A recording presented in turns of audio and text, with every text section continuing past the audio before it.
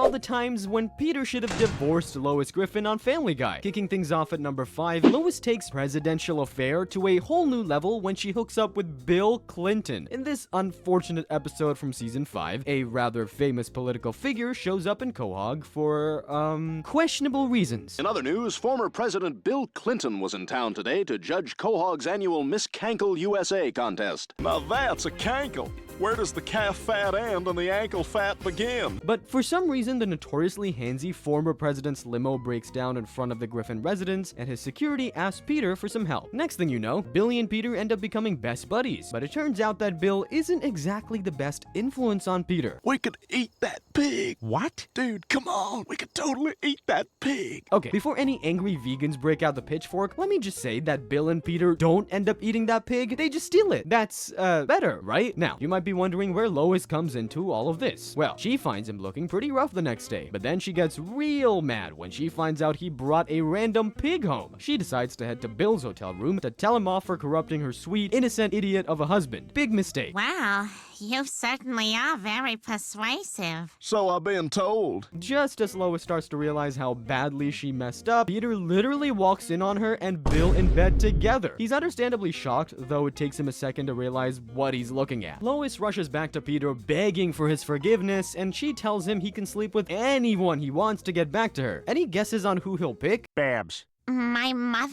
In the end, Lois has no choice but to let Peter live his twisted fantasy. Peter, are you sure this is what you want? Yeah, I'll see you at home. But get this, Peter doesn't end up sleeping with Lois's mom. Instead, he finds himself seduced by Bill Clinton as well. Coming in hot at number 4, Lois makes the absolutely unhinged decision to hit on Meg's boyfriend. Okay, I know what you guys are wondering. Meg has a what? No, really, I have a boyfriend. His name is Anthony. Yeah, that sounds real sus to me. But I guess I'm wrong, because Anthony is not just real, he's a pretty normal kid. Peter and Lois are super stoked that Meg finally found herself a decent guy, but things start to get hairy when the kid lays the charm on Mrs. Griffin. Has anybody ever told you you're pretty enough to be a movie star, Mrs. Griffin? Lois is flattered, of course, but this innocent little compliment seems to get to her head, and before you know it, she starts veering into some real creepy territory. Oh my god, that's kinda hot. Is she drunk? No, that's just sober Lois for you. She seems to forget that Anthony's underage and starts to fantasize about the poor guy. I think we all know where this is headed. I'll say one thing about Lois. She does not waste any time. One fine evening, she decides to give Anthony a little token of her affection. Your husband's work and poker game schedule? My menstrual cycle's on there too, but I don't mind if you don't. So, after successfully getting Meg out of the house, the self-proclaimed cougar of Quahog straight up tells Anthony about her feelings. Surely that grossed the kid out, right? Wow, this is so cool. I've never had a MILF come on to me before. But hey, at least Meg will never find out. Mom, I forgot my keys. Do you know where? You can probably guess how Meg feels about this. Lois has to take the walk of shame up to her room to try and make it up to her, but that's just the first step. She still has to tell Peter what she tried to pull, but once again, things don't go the way you'd expect. Lois tells Peter that he makes her feel old and ugly, which seems like a pretty manipulative way to confess trying to sleep with your daughter's boyfriend, but instead of getting upset, Peter apologizes to her for his behavior, and boom, that's that. I mean, have some backbone, my guy. The only way this should have ended starts with D and rhymes with Schmivorce. Next up at number 3, Lois goes off the rails at the first sign of a poker machine. It all starts when Chris has some trouble with the Boy Scouts. I mean, putting that tub of lard in the Boy Scouts in the first place is ridiculous, but hey, it's not the worst idea Peter's ever had. But the thing is, Peter's a little too obsessed with his son being a Boy Scout. He even makes him a little crazy boxcar for the soapbox derby. Of course, things do not go according to plan. Chris jumps the gun, and his troop leader nearly becomes a smear on the road. Unsurprisingly, Chris is kicked out of the Scouts for being an absolute moron, but Don't take no for an answer, Chris. You're a griffin, and a griffin never knows when to stop. next thing you know, the Griffins are headed for the Ute Scout head office in New York. Sounds pretty simple, right? If only. Peter, we're lost. Would you please find some place to ask for directions? Unfortunately, Peter's simply not having it. He won't be caught dead asking for directions, but why, Peter? Why? 'Cause I'm a man. Oh, seems legit. Unfortunately, Peter's pig-headedness is derailed by some absolutely random crap. What was that? Nothing.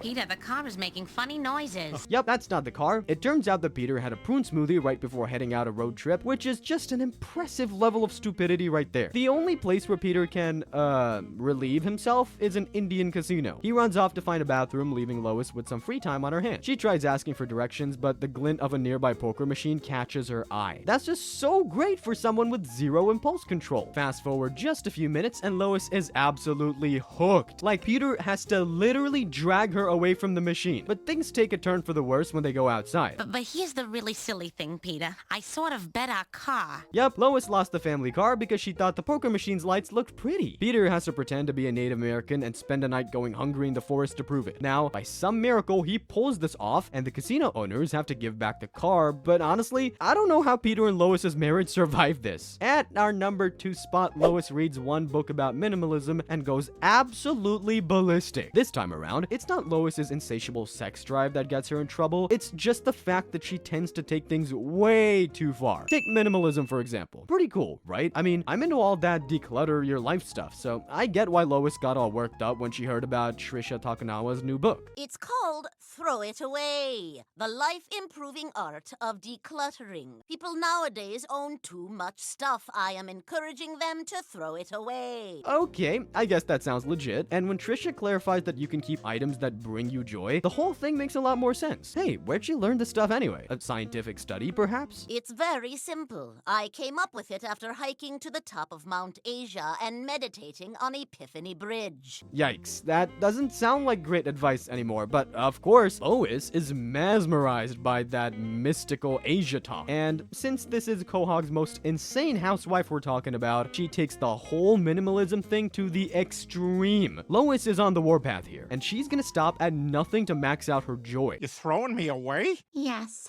But get this, Lois is not stopping there. Pretty soon, she's kicked everyone out of the house and into a storage unit. There's only one thing left to throw out: herself. The next day, the discarded Griffins show up and find an empty house with a vague note from Lois. It takes falling into a trash barge for Lois to realize that the clutter wasn't the problem after all. Everything's fine! I was saved by garbage!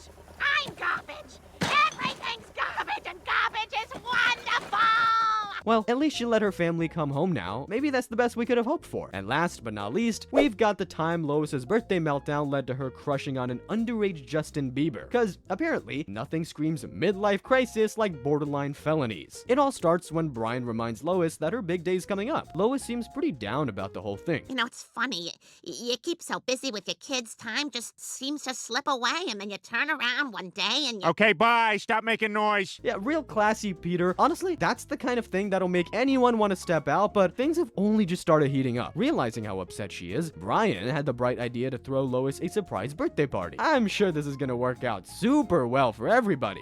Didn't think so. But here's the thing. Lois is actually really happy about the whole thing. Maybe things will work out after all. They won't, of course, because this is Family Guy after all, and things start to go sideways when Peter reads Lois, interesting poem talking about how old Lois has gotten. The man just keeps going, and by the end of his poem, Lois looks about ready to walk into oncoming traffic. So what does Lois do? Dump Peter and get her life together? If only. Lois disappears the next day and comes back looking 20 years younger. Well, not really, but she gets some credit for trying. Except she doesn't, because she's a middle-aged mother, for crying out loud. But things are only going to get worse from here. Lois catches wind of Justin Bieber coming to town, and in her midlife crisis-induced teen brain, she shows up on camera to cheer him on. Little does she know her family's watching her acting like an absolute moron on live TV. Look! That's Mom! Oh my God! What the hell? She's at a Justin Bieber concert? But Lois isn't just there for the music. Nope, she wants to get up close and personal with Justin, who still looks like he's about 13 years old. Long story short, Lois shows up at Justin's green room hoping to get some action. After bribing that security guard with some ice cream, she manages to get inside, and the results are about what you'd expect. Lois is clearly looking to make the moves on Bieber, who clearly has no idea what's going on. The super cringe-inducing encounter veers straight into illegal territory with this exchange. Just get your pants off, hon. Luckily, or maybe unluckily for poor Justin, Peter shows up just in the nick of time and takes the kid to Pound Town. And after having a heart-to-heart with Lois where he confesses his own insecurities, Quahog's least compatible couple kiss and make up. But honestly, if I were in Peter's shoes, I'd have gotten out of that marriage pronto.